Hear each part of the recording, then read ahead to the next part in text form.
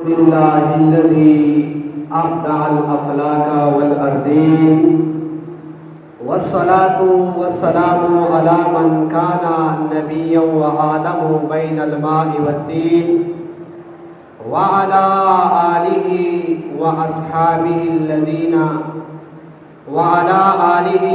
وأصحابه وأوليائه وعلماء ملته أجمعين. أما بعد فأعوذ بالله من الشيطان الرجيم. بسم الله الرحمن الرحيم. كم من فئة قليلة غلبت فئة كثيرة بإذن الله أو كما قال الله تبارك وتعالى في شان حبيبه ومحبوبه مخبرا وآمرا إن الله وملائكته يصلون على النبي يا أيها الذين آمنوا صلوا عليه وسلموا تسليما. اللهم صل على سيدنا ومولانا محمد وبارک وسلم علیہ. جاگ اٹھے ہیں اہل سنت، گونج اٹھائے نعرہ ہے. جاگ اٹھے ہیں اہل سنت، گونج اٹھائے نعرہ ہے. دور ہٹو اے دشمن ملت، پاکستان ہمارا ہے. حمد و صلات کے بعد اسٹیج کے اوپر ہمارے معزز اساتذہ کرام، جملہ طلباء کرام، السلام علیکم ورحمۃ اللہ تعالی وبرکاتہ. آج کی اس پروقار تقریب ان کا جو انعقاد کیا ہے، میں تو اسی تقریب میں جملہ طلباء کرام اور خاص کر عام مخصوص منہ الباس کے طور پر دورہ حدیث کے جملہ طلباء کرام جو عالمیہ سال اول اور عالمیہ سال دوم کے جو طلباء کرام نے اس پروگرام کو جس طرح انہوں نے سجایا ہے، ان جملہ طلباء کرام کے لیے دل سے دعا گو ہوں. اللہ تبارک و تعالی ان کے علم میں اور عمل میں مزید برکتیں عطا فرمائے. عزیزان قدر، آج اس پروقار تقریب، اس کی مناسبت، اس کا انعقاد 14 اگست جشن آزادی کے سلسلے میں انعقاد پذیر ہے. عزیزان قدر، رب ذوالجلال نے برے صغیر کے مسلمانوں پر ایک خصوصی کرم فرمایا، جو رب ذوالجلال نے ان کو انگریزوں کی غلامی سے نجات عطا فرمائی. ایک وہ وقت تھا جس وقت ہمارے مسلمانوں کو نماز پڑھنے کی اجازت نہیں ملتی تھی. ہماری عورتیں، ان کے اوپر انہوں نے ظلم و ستم ایسے ڈائے، ان کو بے پردہ کیا اور ان کی عزتوں کو فاش فاش کر دیا.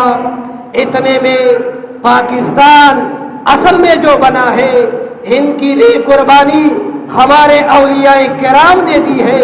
اس لیے تو ہم کہتے ہیں اولیاء کا ہے فیضان پاکستان. پاکستان اور یہ پاکستان کا بننا، یہ اصل میں کیا مسئلہ تھا، اس میں فلسفہ کیا ہے.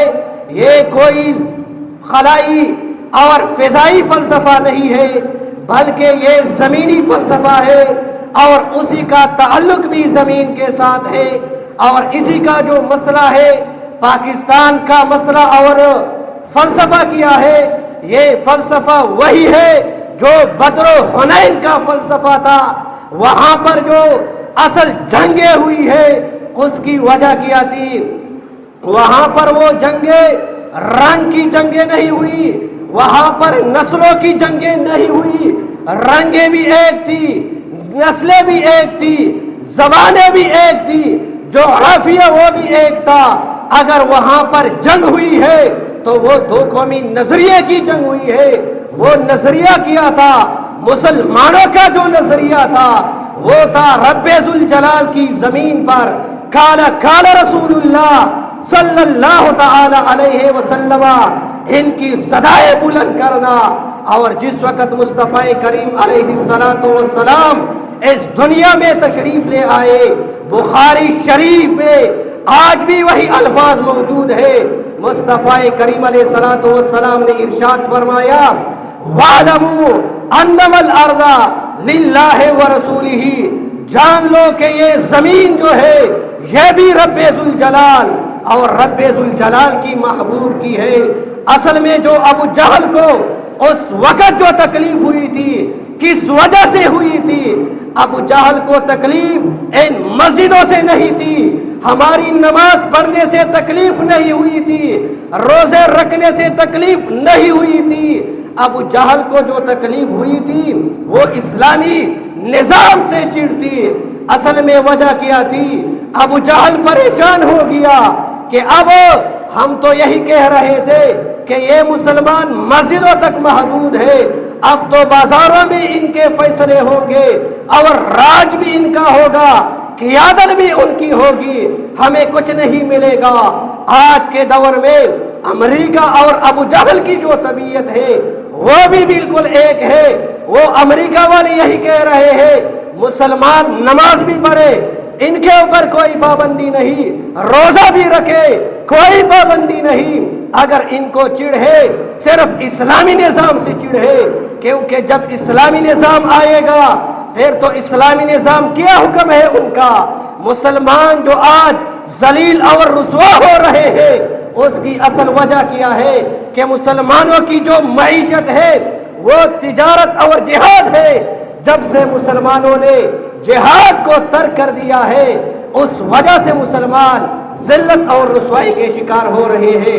عزیزان قدر، ہمارے اسلاف نے اس پاکستان جیسے وطن عزیز کے لیے دن رات محنت کر کے انہوں نے یہ پیارا پاکستان ہمیں تحفے میں عطا کیا، لیکن آخر میں جو پاکستان جس مقصد کے لیے بنا تھا آج اسی کے اوپر عمل نہیں ہو رہا۔ اصل میں وجہ کیا ہے؟ وجہ تو یہ ہے ہمارے اسلاف کی قربانیاں دیکھو، رات کے وقت ان کے ہاتھ میں تسبیح ہوتی تھی اور وہ رات کو پوری رات عبادت کرتے تھے، تہجد میں گزارتے تھے۔ جب دن کا وقت آتا تھا ان کی ہاتھ میں تلواریں ہوتی تھی اور ان کفار کے ساتھ جہاد کرتے تھے۔ لیکن جب یہ پاکستان ہمیں ملا تو پھر ہمارے مشائخ وہ چلے گئے اپنے خانقاہوں کی طرف، ادھر چلے گئے، اور بعد میں ان کے اوپر جو غالب آ گئے وہ یہی کرپٹ لوگ جو دین اسلام کے دال کا بھی ان کو پتہ نہیں ہے، اسلام کے الف کو بھی پتہ نہیں ان کو، آج بھی یہ ہمارے اوپر اس قسم کے اسلام کے خلاف فیصلے مسلط کر رہے ہیں۔